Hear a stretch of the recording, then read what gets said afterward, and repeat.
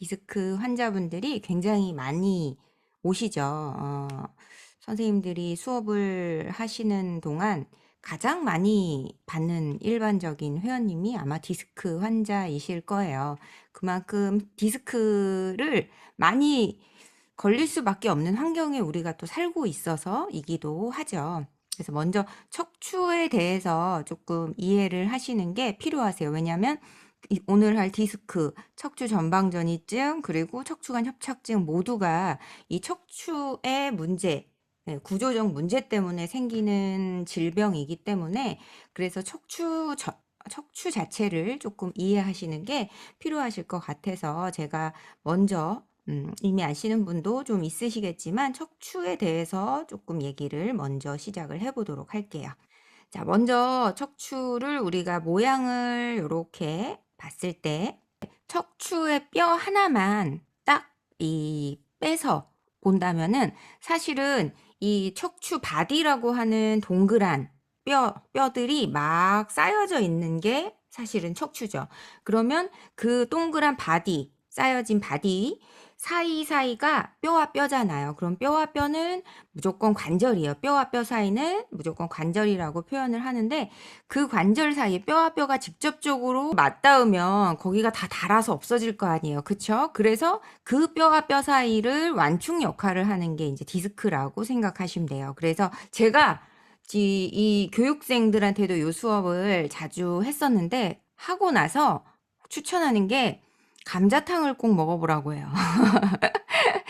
요 척추에 대해서 들으시고 감자탕을 먹으면 뭔가 새로워요. 저는 예전에 감자탕을 먹을 때 심지어는 C12를 발견하고 오 C12다 이랬었거든요. 그만큼 C12가 특이하기 때문에 근데 그래서 아 이게 등뼈구나 요추뼈구나 그거 알고 먹으면 좀 징그러우려나요? 그런 것들이 특이사항이 다 있어요. 그러면 감자탕 안 드시는 분도 있으시겠지만 드셨을 때 이렇게 두 뼈와 뼈 사이를 쩍 떼잖아요. 그쵸? 뼈와 뼈 사이를 뭔가 이렇게 물론 쑥 떨어진 애들도 있지만 쩍 했을 때 그 쩍이 디스크인 거예요. 그 쩍 떼면 그 안에 뭔가 하얀 거 이렇게 있잖아요. 젤리 같은 거 쩍 떼는 거. 그게 디스크인 거예요. 그러니까 그만큼 디스크는 사실은 완전히 젤리 같다고는 하지만 그렇다고 척추에서 미끄러지진 않죠. 그런 식으로 딱 붙어 있는 느낌이 나기도 해요. 하지만 구성 자체가 그렇게 안에가 젤리 같은 성분이 있기 때문에 안 그러면 척추가 휘어질 수가 없잖아요. 그쵸? 그래서 제가 항상 그 운동할 때 많이 하는 얘기가 척추는 굉장히 단단해야 하지만 또 굉장히 부드러워야 한다고 얘기를 하거든요. 그 뭐죠? 애기들 장난감 중에 뱀 같은 거 보면 막 이렇게 다다다다다다닥 여러 마디로 되어 있는데 되게 스물스물스물 막 이렇게 움직이는 거 있잖아요. 그런 느낌으로 척추가 사이사이에 부드러운 움직임이 잘 일어나야 되고 하나로 딱 잡을 때는 또 얘네들이 흔들리지 않게 딱 잡는 힘 그런 것들이 사실은 중요한 척추를 잡는 코어 힘인데 그것처럼 이제 이 척추가 각각 개별적으로 있기 때문에 그래서 또 그 사이사이의 움직임들이 잘 일어나기도 하고 또 안 일어나기도 하는 거죠. 그러면 바디 사이에 있는 게 디스크라면 척추가 이 동그란 뼈만 있는 게 아니죠. 그 동그란 뼈의 바로 뒤쪽으로 뇌에서부터 척추가 쑥 그 사이 구멍을 통과하기 위해서 어떤 의미에서는 척추가 있는 거라고 보셔도 돼요. 그래서 앞쪽은 강하게 이제 바디라고 하는 동그랗고 무겁고 두꺼운 뼈가 딱 있으면 그 뒤쪽으로 척수가 흐르는 거겠죠. 그러고 그 척수가 그냥 흐르면 여기저기 뭐 다 치일 거 아니에요. 그러니까 그 척수를 보호하기 위해서 다시 한번 뼈들이 척수 사이를 이렇게 막고 있다고 생각을 하시면 되세요. 그래서 여기 보시면 우측 맨 끝에 있는 요 사진에서 지금 척추관이라고 돼 있잖아요.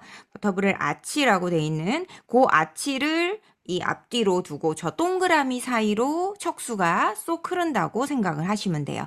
그래서 그 척수를 보호하기 위해서 사실은 이 척추는 굉장히 단단하기도 해야 되지만 또 그래서 척추의 모양이 예를 들면 조금 변한다고 생각해 보세요. 그러면 사실 우리 굉장히 중요한 게요. 이 척수의 흐름 자체도 좋지 않을 수 있는 거예요. 그래서 바른 포스처라고 하죠. 발음 자세가 그만큼 중요한 거고요. 그러면 이제 거기다가 뒤로 그냥 뒤로 한 놈이 뾰족하게 튀어나온 게 이제 극돌기가 되는 거고, 양옆으로 두 놈이 딱 튀어나온 게 횡돌기가 되는 거고요. 걔네들만 있으면 척추가 왔다 갔다 흔들릴 때 옆으로 빠져나올 수 있잖아요. 예를 들어 여러 놈이 있는데 한 놈만 빠져나오면 안 되잖아요. 그쵸? 그래서 못 빠져나오게 위아래로 딱딱 막아놓은 게 이 파셋 조인트라고 하는 척추의 관절이 되는 거예요.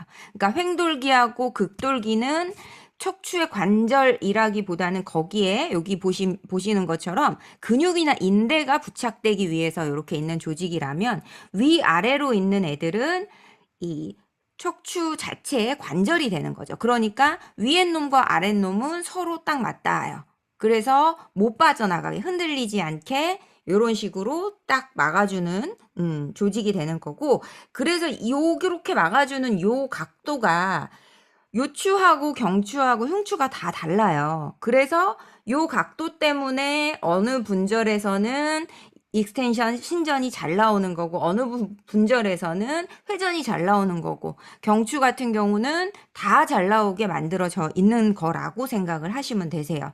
자, 그러면 우리가 제일 만지기 쉬운 거는 뒤에 나온 극돌기죠. 바로 손 요렇게 뒤로 보내서 척추 있는 쪽에 이렇게 만지면 톡톡톡톡 튀어나온 애들이 극돌기가 되는 거고요. 그리고 횡돌기도 극돌기 사이로 손을 쑥 집어 넣으면 만져지기도 해요. 자, 그래서 이렇게 있으면 중요한 건 척추의 관절은 이제 이 파셋 조인트잖아요. 그쵸? 이 파셋 사이로 아까 얘기한 척수의 가지들이 뻗어서 나와요. 그래서 척수 자체가, 이 디스크는 바디에 있다고 했잖아요. 그러면 디스크는 이 척추의 뼈 바디 바로 위아래로 이렇게 쿠션 같은 역할을 하는 애이기 때문에 척추 관절에는 사실상 영향을 끼치는 아이는 아니에요. 그런데 얘가 이렇게 뒤쪽에 이 아까 요 동그란 구멍이 요 사이로 척수가 튀어나온다고 했잖아요. 튀어나오는 게 아니고 지나가죠. 지나가는데 얘가 요 구멍 있는 쪽으로 이렇게 빠져나온다고 생각해 보세요. 그러면 척수를 누르겠죠. 신경을 이렇게 누르는 게 되겠죠. 그러니까 이 디스크가 뒤쪽으로 빠져나와서 요 구멍 있는 쪽을 눌러서 요 구멍에 흐르는 척수를 누를 때 그게 우리가 얘기하는 추간판 탈출증이라고 얘기하는 거예요. 척추 사이에 이 원반이 탈출했다. 그래서 탈출해서 걔가 신경을 살짝 누르는 거죠. 디스크가 뒤로 빠져나올 만한 압력이 척추에 계속 주어져야 된다는 얘기예요. 그 말은 디스크라는 젤리 같은 애가 뭔가 꽉 눌렀을 때 잼처럼 쑥 빠져나오게 되는 거거든요. 요 그림처럼 위아래로 압박이 뭔가 강하게 꽉 눌러지면 그럴 때도 이렇게 옆으로 쑥 밀려서 빠져나오게 되는 거고요. 반대로 위로 뭔가 끌어올리면 뭐 디스크도 요 그림처럼 재미있게 표현을 한 거지만 뭔가 퐁 올라오는 느낌이 되겠죠. 그리고 디스크가 그러니까 어린아이들은 어떻겠어요? 어린아이들은 굉장히 탱탱해요, 디스크가. 자, 그러면 이 디스크 같은 경우는 그래서 자고 일어나면 우리가 왜 키 큰다고 하잖아요. 그게 디스크 자체의 성분은 젤리지만 젤리 자체가 여기 보시면 이 워터라고 돼 있잖아요. 동그라미 안에 구성 성분 자체가 콜라겐이 있으니까 뭔가 젤리 같겠죠. 그래서 콜라겐이랑 그리고 이거 뭐래요? 영어로 저도 영어로 써서 모르겠네요. 글리칸이라고 써있네요. 그러니까 안에 저기 약간 찐 보라색이 핵이고요. 바깥에가 이제 태라고 생각하시면 돼요. 그래서 거의 대부분이 70%가 워터기 때문에 이 디스크 있으신 분들은 물을 많이 마셔라 이런 얘기도 있고요. 그래서 담배 피면 좋지 않다. 그러니까 한마디로 몸에 수분이 많아야 된다고 생각을 하시면 돼요. 그래서 이 수분이 예를 들어서 밀려 나갔을 때, 그럴 때 디스크에 이제 영향을 받는데, 디스크의 이 모양, 구성 성분 자체가 요 옆에 요 동그라미처럼 이렇게 겹쳐서 그러니까 얘는 요 방향, 얘는 요 방향, 얘는 요 방향 이런 식으로 돼 있어요. 왜 저렇게 돼 있냐면 우리 복사근이랑 외복사근, 내복사근도 이런 식으로 겹쳐져 있잖아요. 그러니까 그런 것처럼 저렇게 겹쳐진 애들은 한마디로 가죽방패처럼 단단한 뼈의 구성이 아니지만 뼈가 아닌 상태에서 최대한 뭐라 그래야 돼요? 방어력을 좀 높이기 위해서라고 생각하시면 돼요. 그냥 일자로 이렇게 있는 것보다 이렇게 겹쳐서 놓으면 그 사이를 뚫기가 훨씬 힘들잖아요. 그렇게 생각하시면 되는데, 그렇기 때문에 이 디스크 자체에 뭔가 혈관이 연결돼 있고 막 이게 없잖아요. 디스크가 터졌다고 그 안에서 막 출혈이 일어나고 이러지 않고 이 안에 이 젤리가 뭐 터져 나온다거나 하는 것처럼 디스크 자체는 그러면 아무것도 없는데 얘는 어떻게 살아가겠어요? 그쵸? 에너지를 공급을 어떻게 받느냐면 이렇게 겹쳐서 있기 때문에 이렇게 비틀어짐으로 에너지를 받아요. 그게 무슨 말이냐면 예를 들면 젤리에 내가 물감을 통 떨어뜨리면 얘가 젤리니까 그 물감이 안 퍼지겠죠. 물처럼 팡 퍼지지 않을 거 아니에요. 그랬을 때 그 젤리를 약간 너무 단단한 젤리 말고요. 이렇게 흔들면 그 물감이 이렇게 퍼지겠죠. 그것처럼 비틀어지는 거를 통해서 얘네들은 이제 에너지를 공급받기 때문에 그래서 디스크의 건강에 척추의 회전도 굉장히 중요해요. 그런데 반대로 생각하면 만약에 디스크가 있으신 분들은 그렇기 때문에 비틀면 더 약해지는 상태가 되시는 거예요. 디스크 자체가. 얘들이 비틀었을 때 그거로 에너지를 받지만 사실은 비틀어짐에 또 반대로 생각하면 취약하기도 한 거예요. 찢어지기가 쉽다는 얘기죠. 비틀어졌을 때. 그러니까 비튼 상태에서 똑같이 굴곡을 했을 때도 비튼 상태에서 만약에 굴곡을 하신다면 아까처럼 뒤로 디스크가 그 척수가 흐르는 곳을 눌러서 빠져나오면 척수를 누르면 자극이 되는 건데 특히나 비튼 상태에서 그렇게 빠져나오게 만들면 굉장히 취약해지는 거죠. 그래서 디스크의 가장 피해야 될 동작이 뭐냐면 앉아서 약간 구부린 채로 굴곡을 시킨 채로 여기 비틀어서 뭐 짚는 거 이런 거 있죠. 그런 것들에 굉장히 취약해지는 거예요. 그랬을 때 심지어는 찢어져서 터질 수도 있는 거고요. 그러면 디스크 같은 경우는 그래서 특히나 앉아 있을 때가 자극을 많이 받기가 좋아요. 왜냐하면 디스크가 받는 압력이 높아지니까요. 그래서 디스크가 있으신 분들은 한마디로 뒤쪽으로 빠져나온 거잖아요. 그쵸? 디스크가 뒤쪽으로 쑥, 앞쪽으로는 인대가 딱 맞고 있어요. 우리 척추 사이를 박스 테이프 같은 애로 이렇게 척추 아까 바디 있죠? 바디 앞쪽을 박스 테이프로 딱 붙여놨다고 생각하시면 돼요. 그러니까 그 앞으로는 디스크가 못 빠져나와요. 왜 그렇겠어요? 그 앞에는 바로 장기가 있잖아요. 디스크가 빠져나와서 장기를 요만큼 누를 수는 없겠지만 당연히. 그러니까 앞쪽에는 완전히 넓고 단단한 인대가 척추 바디 사이사이를 박스 테이프로 한 번 더 쫙 붙여놨다고 생각하시면 되고 그래서 우리가 뒤로 한마디로 굴곡을 했을 때 이 척추 사이가 이렇게 벌어지면서 굴곡을 하면 뒤쪽 아까 극돌기 사이가 이렇게 벌어지잖아요. 그쵸? 극돌기 사이사이가 이렇게 벌어질 때 그 벌어지는 사이로 디스크가 쑥 빠져나온다고 생각하시면 돼요. 그래서 디스크가 있으신 분들은 오래 앉아 있거나 했을 때 통증이 있으실 수 있고 압력이 있으실 수 있고 또한 그래서 앉아있는 자세를 너무 오래 하는 게 좋지 않죠. 그러면 왜 그렇게 왔겠어요? 앉아있는 상태로 디스크의 압력이 높은 상태로 디스크가 받는 압력 자체가 그렇게 앉아있을 때 많이 높아지기 때문이기도 해요. 요게 이제 각각 디스크, 추간판이 압박을 언제 가장 많이 받는가 그거에 대한 이 표를 나타낸 건데 여기 보면 제일 빨간색이 뭐예요?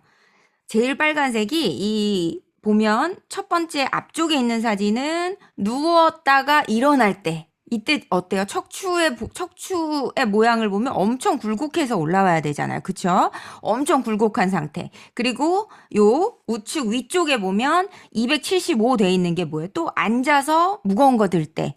그쵸? 그리고 그 밑에 보면 또 앉아 있을 때. 그쵸? 앉아 있을 때라고 앉아서 안테리어.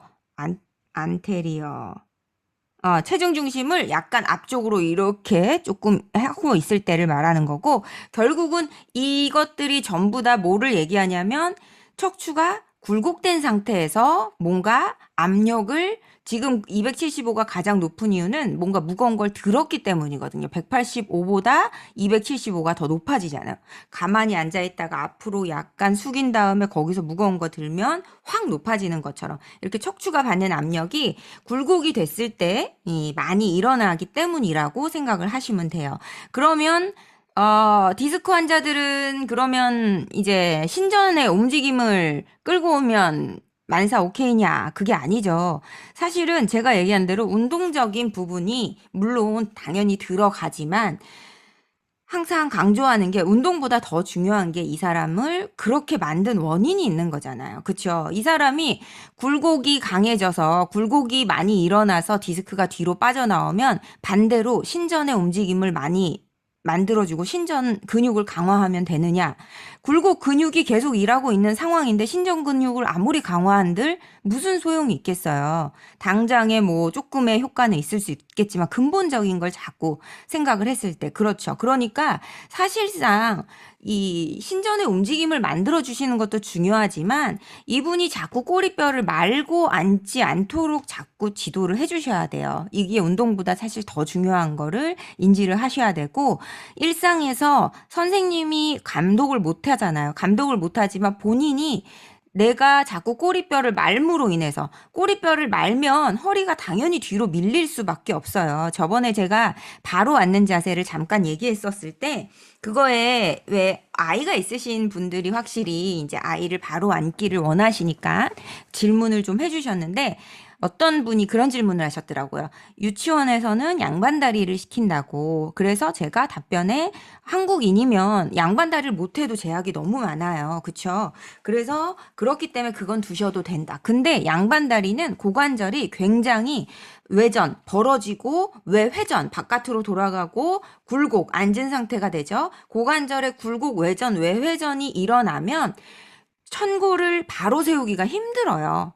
골반 자체를 바로 세워 앉기가 힘들단 얘기예요. 그러니까 사람들이 어찌 보면 그 양반다리를 함으로 인해서 걸어서 내가 특별히 이 코어를 잡지 않아도 인대에 걸쳐서 그래서 양반다리 하고 앉은 사람 뒷모습 봐보세요. 꼿꼿이 세운 사람은 어떻게 세우고 있냐면 가슴을 잔뜩 들어 올려서 허리를 꼿꼿이 세우고 있는데 그렇게 하고 제가 예전에 요가를 했는데 명상을 그렇게 한다고 앉아 있으신 분 있어요. 근데 뒤에서 조심히 보면 30분도 안 돼서 꼼지락 움직이시거든요. 왜 그러냐면 너무 근육을 써서 앉아 있어서 그래요. 근데 그럴 수밖에 없는 이유가 양반 다리를 하면 우리가 골반을 바로 세우기 힘들어요. 그래서 저는 양반 다리를 그렇게 추천은 안 해요. 하지만 그러니까 양반 다리를 했을 때 그러면 차라리 엉덩이 뒤쪽에 조그맣게 뭐 이렇게 수건 같은 거 살짝 말아서 왜 내 아이가 자꾸만 그렇게 하고 앉는다 하면 조그맣게 수건 같은 걸 살짝 말아서 오히려 꼬리뼈 밑에다가 딱 대주셔서 골반이 뒤로 넘어가지 못하는 위치를 딱 만들어 주시는 것도 좋아요. 왜냐면 그게 습관이 되거든요. 자꾸만 그렇게 앉는 게 꼬리뼈를 말고 앉는 게 디스크에 제가 생각했을 때 가장 큰 요인이라고 봐요. 그래서 남자분들이 디스크 많이 걸리시잖아요. 그쵸? 남자분들이 왜냐하면 회사 다닐 때 많이 앉아서 꼬리뼈 말고 앉으셔서 허리 뒤로 밀면서 의자에 앉아서 오래도록 생활을 그 회사 생활을 한 10년, 20년 했다고 생각해 보세요. 그 디스크가 받는 압력은 엄청나겠죠. 그 상태에서 복근은 저번 시간에 말씀드린 것처럼 위치 자체가 짧아지니까 복근은 짧아질 수밖에 없어요. 그러면 선생님들 누가 내 이 검상돌기를 이 명치를 끌어내리고 있다고 생각해 보세요. 그러면 명치 앞으로 이렇게 들면서 쓰기 힘들잖아요. 그쵸? 그러니까 그분들은 허리를 펴고 살지 않는 거예요. 늘. 그치만 모르는 거죠. 내가 다른 사람도 다 모든 사람은요. 내가 정상이라고 생각해요. 다른 사람도 다 이렇게 산다고 생각해요. 그러니까 그냥 그렇게 살다가 나중에 디스크가 오시는 거죠. 그렇다고 디스크 안 오게 반대로 허리를 꼿꼿이 세워 앉는 게 좋으냐? 그거에 또 반대되는 게 뭐냐면 여기 나오는 전방전이증이에요. 그러니까 무조건 둘 다 항상 몸은 밸런스예요. 과도한 게 좋지 않다는 얘기고요. 자, 그래서 디스크 조금 더 얘기하자면 이런 식으로 허리를 신전했을 때는 디스크가 앞쪽으로 밀리는데 아까 얘기한 대로 앞에는 굉장히 강력한 박스 테이프가 쫙 붙어져 있다고 했죠. 인대, 굉장히 척추 앞에 인대가 딱 붙어져 있기 때문에 앞쪽으로 디스크가 뭐 나가서 밀릴 일은 없어요. 그런데 이렇게 두 번째 B 플렉션처럼 굴곡을 하면 앞쪽 애들이 좁아짐으로 인해서 뒤로 이렇게 디스크가 밀리게 되는 거예요. 자, 그랬을 때 이 하늘색 사진은 아니고요. 요거는 앞으로 떨어지는 거. 그래서 척추가 굴곡과 신전의 움직임이 있지만 이런 식으로 트랜슬레이션이라 그래서 앞으로 그냥 쭉 떨어지는 것도 척추의 움직임 중에 하나예요. 그러면 이 트랜슬레이션은 왜 일어날까요? 아까 얘기한 뒤쪽에 척추 관절 있죠. 척추 관절들이 제대로 못 잡아주면 이런 식으로 앞으로 그냥 떨어져 버리는 움직임도 완전 떨어지진 않지만요. 일어날 수 있는 거고요. 그랬을 때 이 디스크에서 그러니까 가장 중요한 건 뭐냐면 허리를 구부려서 많이 쓰지 않는 게 중요하다는 거예요. 신전의 움직임을 물론 만들어주는 것도 필요하죠. 그리고 타이트해진 그래서 이 필라테스가 보통 그 서양에서 많이 왔어요. 서양에서 많이 왔기 때문에 제가 그런 영상에서도 그런 얘기를 한 적이 많지만 굉장히 필라테스 지금 뭐 필라테스 선생님도 있고 다른 선생님들도 있으시겠지만 필라테스는 굴곡이 굉장히 많아요. 신전의 움직임이 수완이랑 뭐 크로스 아퍼 정도 있을까요? 많이 없죠. 대부분 굴곡 움직임이 굉장히 많아요. 동작 자체에. 왜 그럴까요? 굴곡이 많이 필요해서인 거예요. 그래서 제가 늘 강조하는 게 동양인과 서양인은 체형 자체가 다르기 때문에 필라테스의 큐잉 자체에 서양인의 너무 중점이 된 큐잉이 많다. 그거를 무조건 따라 하실 필요가 없다. 그게 무조건 정답만은 아닌 걸 아셔야 된다. 라고 말씀을 드리는 이유기도 한 거예요. 사실은 이런 분들, 그러니까 동양인들은 플랫백, 그러니까 이렇게 디스크가 뒤로 밀린 체형들이 훨씬 많아요. 그리고 이 복근도 짧아진 경우도 많으시고요. 그 상태에서 사실은 자꾸만 복부의 움직임, 복근의 힘만 강조하다 보면 오히려 더 좋지 않을 수 있겠죠. 그래서 필라테스에서 대표적인 게 수완, 뭐 요가에서는 부장가라고 얘기를 하죠. 그런데 그런 자세를 할 때 복부의 힘을 계속 유지하라고 해요. 너무 복부를 앞으로 턱 밀면서 쓰지 않게 만들기도 하는데 저는 오히려 이런 디스크 환자분들한테는 뭐를 얘기하냐면 요 앞에 우리 명치 있죠. 명치에서 치골 사이를 늘리는 느낌을 느껴보라고 많이 말씀을 드려요. 아까 말씀드린 것처럼 디스크가 있으신 분들은 오래 앉아있는 것도 그렇지만 다른 체형도 있어요. 저번에 제가 말씀드린 것처럼 예를 들어서 골반을 이렇게 밀고 서 있는 분들 많이 보셨죠? 스웨이백 분들이라고 우리가 얘기를 하지만 이렇게 밀고 서 있으면 상체는 뒤로 이렇게 빠지죠. 이렇게 빠지면 이 빠지는 상체를 복근을 써서 이렇게 뒤로 못 넘어가게 끌고 오시는 케이스가 있거든요. 그런 분들은 상복부가 굉장히 타이트해요. 근데 그런 분들이 얘가 이미 이렇게 밀고 있죠. 그래서 여기 굉장히 많이 늘어나 있어요. 그러니까 수완이나 신전 동작 잘해요. 어딜 써서 여길 써서 잘해요. 그래서 동작을 액션만 보면 더 잘해요. 그렇게 균형을 안 보고 이 사람의 동작을 끝 모양만 보잖아요. 그 범위, 이 사람이 얼만큼 할 수 있나만 보면 신전 잘하는구나 하고 만단 얘기예요. 그러니까 그런 분들은 상복부를 오픈하는 느낌을 자꾸 인지를 하셔야 된다는 얘기고요. 그러니까 이 디스크 환자분들 중에도 그러니까 둘 나눠질 수 있지만 디스크 환자분들은 아무래도 이 사이가 둘 다 이렇게 좁아지신 분들이 많겠죠. 둘 다. 왜냐하면 몸은 밸런스를 했잖아요. 저번에 컨센트릭, 이센트릭 말씀드린 것처럼. 그러면 앞이 짧아졌으니까 뒤는 늘어날 수밖에 없는 거예요. 그래서 저 같은 경우는 이렇게 회원님들한테 여기다 손 놓고 여기다 손 놓고 5대5 계속 유지하세요. 힌지 같은 거 할 때 그렇게 말씀을 드리기도 하거든요. 그리고 만약에 복부가 6이 됐다면 허리는 4가 되는 거예요. 복부가 6이 됐다면 반대로 복부가 만약에 4가 됐다면 허리는 6이 되는 거고요. 그러니까 디스크 분들은 당연히 허리 근육은 조금 더 약화가 되어 있을 수 있죠. 그런데 이분이 이미 복근이 짧아져 있기 때문에 그런 신전 동작을 할 때 저번에 얘기했죠. 이미 컨센트릭 되어 있는 근육은 반대쪽 애가 늘어나 있기 때문에 이센트릭도 힘을 제대로 못 쓴다고. 이센트릭이 잘 돼야 컨센트릭도 잘 돼요. 그리고 컨센트릭이 잘 돼야 이센트릭도 잘 된다는 얘기로 보실 수 있는 거고요. 그랬을 때 둘 사이의 밸런스가 무너져 있는데 짧아진 복근을 늘리는 느낌이 먼저 나와야 돼요. 왜냐하면 이미 허리, 요추나 아니면 척추 쪽에 힘을 쓰는 느낌을 잘 모르세요. 힘이 그렇게 예를 들면 로도시스가 쓰는 힘과 지금 여기 디스크 분들처럼 앞에가 짧아지신 분들이 힘을 쓰는 느낌이 달라요. 다른데 우리는 몰라요. 왜 모르냐? 나는 내 몸뿐이 모르거든요. 선생님들도 본인들 몸뿐이 모르지 회원 몸을 감각을 어떻게 아시는 게 아니고 유추하는 거잖아요. 그렇기 때문에 이분한테 허리 힘을 쓰세요라고 해도 이분은 허리 힘의 느낌을 모른다는 얘기예요. 그래서 오히려 저 같은 경우는 그런 분들한테 복부를 강조하지 절대 않아요. 제가 약간 그런 케이스였거든요. 그래서 이 늘어나는 느낌, 그리고 복부의 근육뿐만이 아니고 가장 중요한 게 우리 몸에 아까 5대5 유지해야 된다 했잖아요. 그 5대5가 사실은 우리 몸의 전굴과 후굴을 결정짓는 아주 중요한 요인이에요. 누구냐? 흉요근막이랑 복근막이에요. 전굴과 후굴은 제가 저번에 올린 영상에는 약간 운동적인 부분을 말씀을 드렸지만 복근막과 그리고 흉요근막은 앞뒤에서 우리 몸을 정말 가죽방패처럼 딱 잡아주고 있는 애들인데 얘들이 5대5를 유지해야 되는데 5대5가 유지가 안 되시는 분들이 많아요. 그러면 복근막을 앞쪽으로 많이 늘리고 사시는 분들은 한마디로 얘기하면 뭐라 그래야 돼요? 후굴이 잘 돼요. 왜냐하면 얘를 이미 늘리는 걸 잘 인지하시니까. 이 신전이나 굴곡을 해보신 분들 알 거예요. 척추의 움직임이 일어나는 건 어느 정도예요. 그 이후에는 사실은 몸을 우리 근막이 싸고 있잖아요. 그럼 그 근막은 비닐봉지 같은 성질이란 말이에요.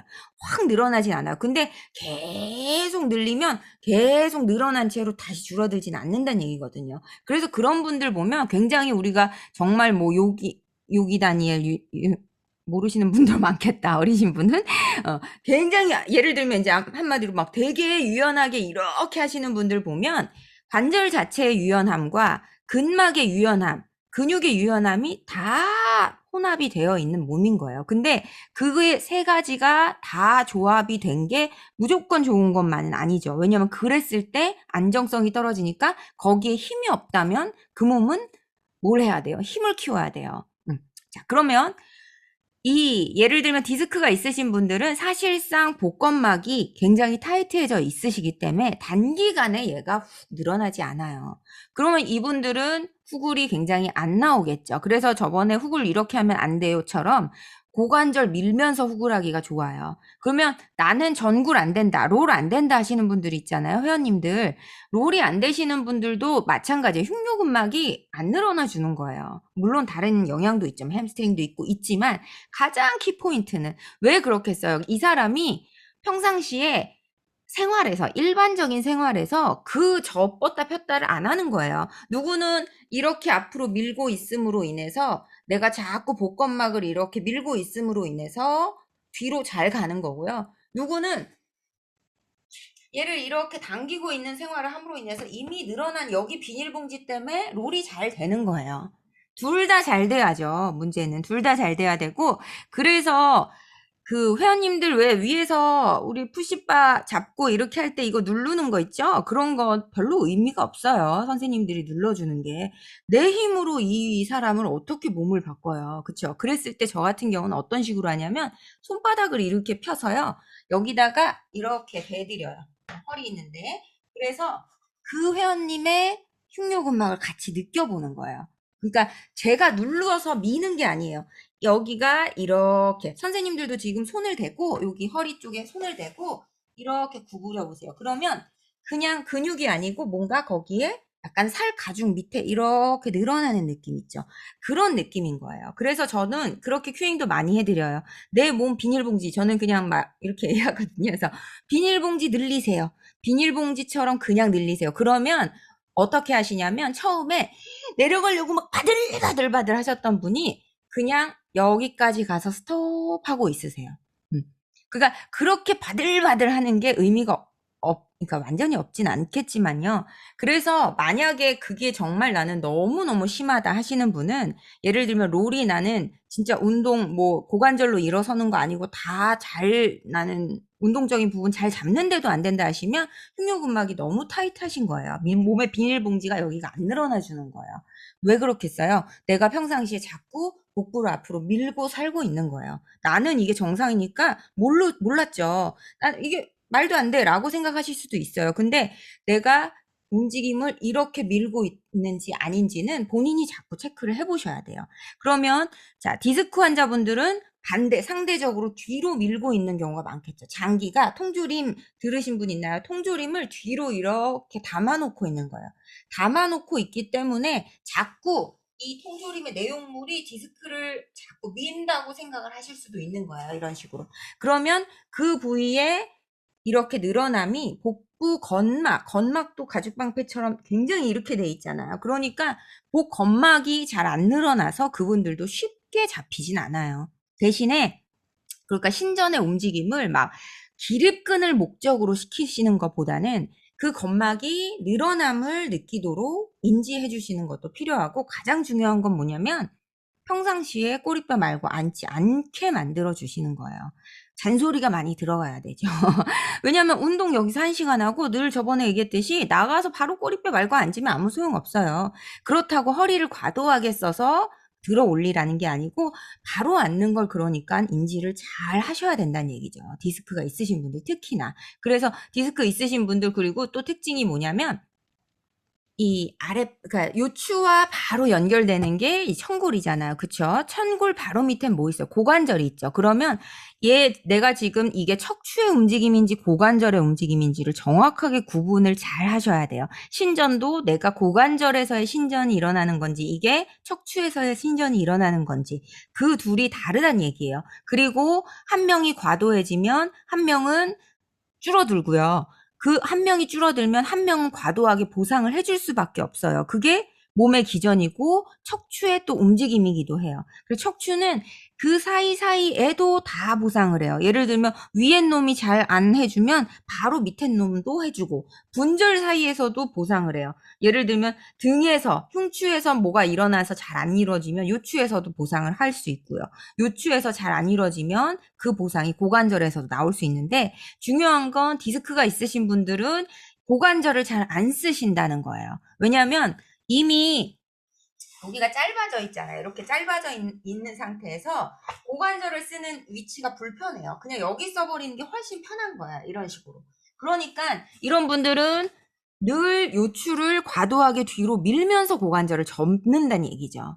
그래서 이분들의 신전의 움직임을 만들어주고 운동을 시켜주는 것보다 사실 더 중요한 건 뭐냐면 고관절부터 잘 쓰도록 만들어주는 거.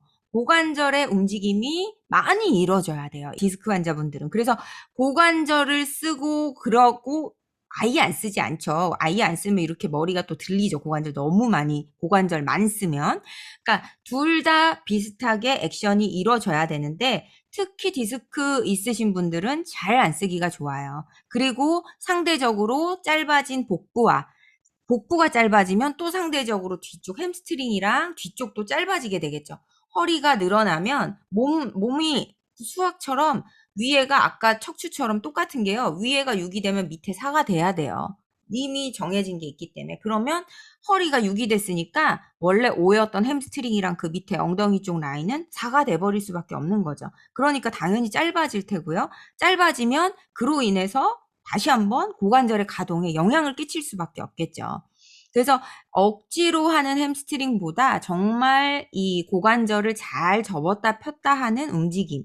오히려 신전, 디스크 하면 항상 롤은 안 되고 저 굴곡 움직임 안 시키고 신전 운동 해야 되느냐 끝이 아니고 그거보다 사실 더 중요한 게 고관절을 잘 접었다 폈다 하는 거예요. 그래서 여기 필라테스 선생님들이 있으시다면 푸덕이 굉장히 좋아요. 그런데 푸덕을 잘 시켜주셔야죠. 푸덕은 고관절을 접었다 폈다 했을 때 그 기전, 예를 들면 중력의 영향을 머리 위쪽으로 받지 않고 내 체중을 내가 받아들이지 않고 할 수 있는 굉장히 좋은 운동이에요. 그래서 뭐 예를 들면 디스크 환자는 운동을 못 시켜야 하는데 다 시켜도 돼요. 다 시켜도 되지만 그러니까 필라테스의 장점이자 단점이라고 볼 수 있는 게 가동이 많지 않아요. 그러니까 필라테스 하시는 분과 요가 하시는 분은 차이가 굉장히 많이 나요. 요가는 막 동작이 막 이렇게 굉장히 화려한데 필라테스는 동작이 화려한 건 별로 없어요. 왜냐하면 늘 안정성 안에서만 운동을 하기 때문에. 그래서 저는 둘 다 해봐서 제가 잘 압니다. 그래서 뭐 막상 촬영 같은 거 하면 필라테스는 할 게 없어요. 맨날 그 티저뿐이 할 게 없어요. 그쵸? 그것처럼. 그래서 이렇게 뭐 예를 들면 디스크 환자는 어떤 운동 시켜야 돼요 하는데 전부 시켜도 돼요. 그 안에서 뭐를 잡아주셔야 되냐면 이분이 운동을 하는 동안 과도하게 꼬리뼈를 말면서 힘을 쓰는 걸 계속 잡아주시는 거예요. 그리고 물론 힘이 롤 같은 거를 막 팍 하세요 하면 안 되죠. 당연히 뭐 쇼스파인 이런 거 다리를 머리 위로 들어 올리면서 복부 힘 많이 쓰는 거 이런 것들은 심하신 분은 피해 주시는 게 좋죠. 근데 그걸 평생 안 하는 게 아니고 사실은 이분의 복근도 그렇게 건강한 복근은 아니에요. 짧아져 있기 때문에 허리와 밸런스가 무너졌을 뿐이지 이분의 복근도 그렇게 좋은 복근은 아니란 얘기예요. 그러니까 최종적으로는 다 할 수 있는 몸이 돼야지 평생 이분은 그럼 신전만 하고 살아야 되는 애는 아니잖아요. 그쵸? 그랬을 때 심하신 분, 제 경우 제 회원님 중에 지금 굉장히 심하신 분이 있어요. 이분은 막 오래 앓기도 하셨고 그리고 뭐 주사로 거의 연명을 하셨다 하더라고요. 수술은 최대한 피해 보려고. 그래서 어떤 동작을 했을 때 굉장히 많이 통증이 와요. 그러면 1대1이 물론 가능한 거지만 자꾸 물어보시면서 이 회원과 커넥션을 잡되 하지만 모든 동작을 제한하실 필요는 없다는 거예요. 저 같은 경우는 그래서 굉장히 좋아하는 디스크 운동 중에 아까 푸덕이랑요, 니 스트레치 같은 고관절 쓰는 거 인지하는 동작들, 그런 것들을 굉장히 좋아해요. 왜냐면 이분들은 고관절, 여기도 보면 고관절의 가동성을 높여줘야 된다고 했잖아요. 고관절의 가동성이 떨어지고 그 부위를 쓰는 그 힘을 인지를 잘 못하시기 때문에 사실 신전보다 그거를 더 많이 알아야 돼요. 그래서 늘 그분들 보잖아요. 보면 디스크 있으신 분들 보면 쓱 봐보세요. 늘 꼬리뼈 말고 앉아있고 뭐 주술 때 늘 허리 구부리시고 늘 요추만 쓰고 고관절 잘 안 써요. 그러니까 그게 문제가 되는 거죠. 그래서 저는 이제 주변에 그렇게 몸 쓰면 자꾸 제가 뭐라고 잔소리를 하긴 하거든요. 선생님들도 마찬가지예요. 지금 만약에 혹시 여기 들으시는 선생님들도 혹시 내가 일상에서 자꾸 허리를 말고 꼬리뼈 말고 앉고 등 말려 있으면 당연히 목이 이렇게 튀어나올 수밖에 없어요. 그러니까 그런 분들은 목도 경추의 정렬도 당연히 무너졌는데 그렇게 무너진 경추를 칭턱 한다고 이게 해소가 될까요? 안 돼요, 절대. 그러니까 몸을 자꾸 골반 위에 예쁘게 쌓아서 앉고 예쁘게 쌓아서 쓰고 예쁘게 쌓아서 운동하는 거를 인지를 자꾸 하셔야 돼요. 운동하면서 막 가슴을 막 이렇게 펼치면서 운동을 하신다던가 아니면 꼬리뼈 말린 상태로 힘만 막 너무 많이 복부에 힘만 쓰신다던가 물론 꼬리뼈를 많은 복근 운동을 하신다면 그건 상관없지만요. 그렇게 하지 않도록 몸을 디스크 환자분들도 몸을 바르게 쓰는 법을 인지해 드리는 게 더 우선이라고 봐요. 대신에 앉아서 하는 이 시팅 자세는 좀 피해 주시는 게 좋겠죠. 왜냐하면 앉아 있을 때 디스크가 압력을 받기가 가장 좋은 자세고 앉아 있는 거를 연습시켜 드리는 건 좋지만 앉아서 운동을 한다는 건 다시 내가 힘을 과도하게 쓸 수밖에 없기 때문에 디스크에 압력이 가는 거잖아요. 그렇죠? 그렇다고 아예 앉는 걸 안 하는 게 아니고 앉은 자세에서 스프링을 쓴다거나 무게를 든다거나 하는 것처럼 이렇게 운동적인 부분에서 압력이 갈 수 있는 건 좀 피해 주시는 게 좋다는 얘기예요. 그리고 엎드리는 동작이 도움이 물론 되죠. 그치만 엎드리는 동작도 예를 들면 아까 제가 흉내낸 것처럼 이렇게 밀고 있으시는 분은 엎드려서도 사실 저렇게 밀고 있단 얘기예요. 근데 본인은 밀고 있는 걸 모르죠. 그러니까 그런 분들은 신전을 시키면 자꾸 앞에 치고 뼈가 아프다 그래요. 바닥에 닿아서. 바닥에 닿아서가 아픈 게 아니고 힘의 방향을 그렇게 쓰고 있으셔서 그래요. 힘의 방향. 우리는 운동을 할 때 힘의 방향이 엄청 중요해요. 저번에 말씀드린 것처럼 그래서 꼬리뼈를 말면서 올라오시면 골반을 앞으로 이렇게 미는 힘의 방향을 쓰시는 거예요. 고관절을 신전해야 되는데 고관절을 밀어버리는 힘을 쓰면서 그게 대둔근 엉덩이의 힘이라고 생각을 하시면 안 되는 것처럼 푸덕도 마찬가지예요. 다리를 피면서 무릎 밑으로 딱 밀어버리는 건 힘의 방향 자체를 밑으로 내려 누르는 게 되는 거잖아. 발을 앞으로 풋발을 미는 힘을 써야 되는데 자꾸만 운동을 하실 때 힘의 방향을 자꾸 생각해 보세요. 그러면 신전을 할 때도 목부터 꺾어서 막 보내지 않게 되죠. 신전하는 힘의 방향이 에너지를 내가 자꾸 느껴야 되니까. 가슴 운동을 할 때도 힘의 방향을 생각하셔야지 힘의 방향 생각 안 하면 가슴 이렇게 하고 이렇게 해봤자 무슨 소용이에요. 힘의 방향이 이렇게 되어 있는데 그쵸? 그거랑 마찬가지라고 생각을 하시면 돼요. 자, 그래서 디스크 있으신 분들 같은 경우는 일단 디스크가 아까 얘기한 척수를 누르잖아요. 척수를 누르면 그 척수가 밑으로 그 척추 관절 사이에 있는 신경 가지들이 이렇게 뻗어져서 근육에 다 착착착착 다 손을 얹어요, 얘네들이. 우리 근육은 제가 예전에 저는 그러니까 둘 다 경험을 해봤어요. 경추 쪽의 신경도 제가 한번 손상이 와가지고 정거근이 진짜 작동 안 하는 걸 제가 딱 느낀 게요. 푸시업 같이 제가 그때 요가를 할 때인데 차투랑가라고 푸시업처럼 이렇게 내려가는 동작인데 그거를 딱 하는데 원래 그냥 했던 동작인데 펑 엎어졌어요. 이렇게. 그러니까 그리고 병원을 어떻게 갔냐면요. 팔을 이렇게 잡고 갔어요. 팔을 이렇게 이게 전거근이 여기서 이렇게 팔을 잡아줘야 되잖아요. 근데 전거근이 이 팔을 못 잡아주니까 팔이 너무 무거운 거예요. 그래서 팔을 이렇게 잡고 병원에 갔어요. 제가. 근데 결국은 그게 왜 그랬냐면 정거근으로 손을 뻗는 그 신경 가지가 손상이 돼서 그랬거든요. 그러니까 디스크 있으신 분들이 다리가 저리는 이유가 아까 그 척수가 눌려졌을 때 그 눌려진 척수의 신경이 하지 쪽으로 가서 그래요. 그래서 하지 쪽으로 빠져나갔을 때 제일 흔한 게 누구냐면 거기에서 4번, 5번이 제일 많이 일어나잖아요. 그때 4번, 5번의 그 신경이 밑에 좌골신경으로 이어지는 거예요. 그러니까 제가 아까 좌골신경통이 있다고 그랬잖아요. 좌골신경통이랑 그래서 디스크를 거의 쌤쌤으로 보시는 분들이 많아요. 의사분들 같은 경우도. 왜냐하면 걔네들은 한 하수도 라인을 타고 있는 거예요. 한 하수도 라인을 타고 얘가 예를 들면 뭐 101호로도 물이 공급되고요.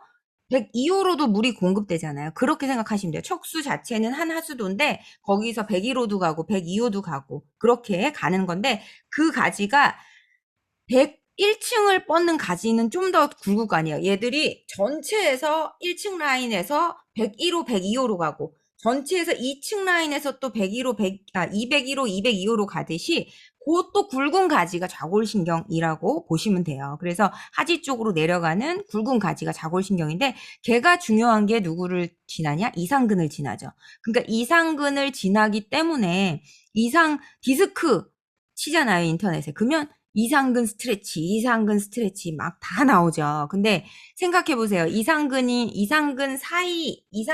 근육 사이로 걔가 이렇게 뚫고 신경이 나오기 때문에 이상근이 이렇게 단축이 돼서 그 사이를 이렇게 찝으면 그러면 그 신경이 눌리니까 이상근 때문에 이상근 스트레치 해줘야 된다고 하지만 결국은 제가 늘 아까도 얘기했듯이 이분이 이상근 스트레치 다 하고 이상근으로 막 이상근 폼롤링 했어요. 막 테니스 공으로 문지르고 막 다 했어요. 그리고 또 어떻게 서 있느냐?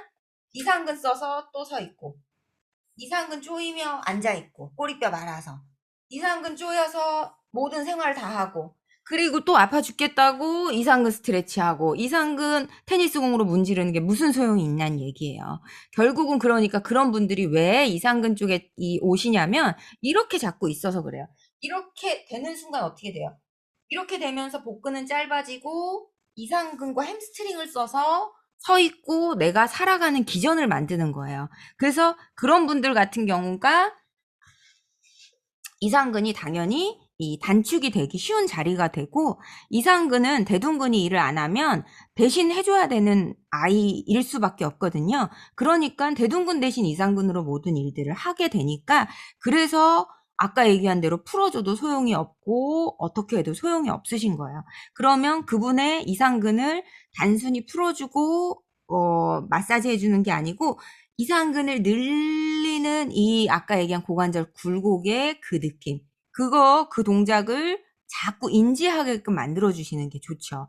고관절 굴곡을 원래 이렇게 해야 된다라는 거를 인지를 자꾸 시켜주시는 게 또 필요하다는 얘기예요. 그래서 예를 들면 그 디스크가 있으신 분들은 그래서 뭐 4번에서 4번, 5번이 눌리냐, 그리고 천골 6번이라고도 표현을 하지만 5번, 6번 아니면 뭐 5번, 1번, 천골 1번 사이에 디스크가 눌리냐, 그거에 따라서 조금씩 달라지거든요. 근데 대부분이 그렇게 눌려서 내려오시면 뒤쪽 좌골 신경을 타고 이렇게 가요. 그래서 심하신 분은 자극이 그 하수구가 점점 예를 들면 더 많이 눌려지면 저기 100 몇 호까지 105호쯤은 물이 안 가겠죠. 그것처럼 위에서 자극이 점점점 많아지면 그 다음은 밑에 쪽으로는 신경의 흐름이 약해지면서 자극이 더 많이 가실 수도 있고, 흐름이 약해진다는 표현보다는 아무튼 문제가 더 생길 수 있죠. 그래서 점점 내려갈수록 심하다고 보시면 돼요. 그러니까 발가락 끝까지 뭐 어떻게 됐다 하면 심하신 거고요. 그렇지만 처음은 그러니까 좌골신경 쪽으로 많이 오기가 좋죠.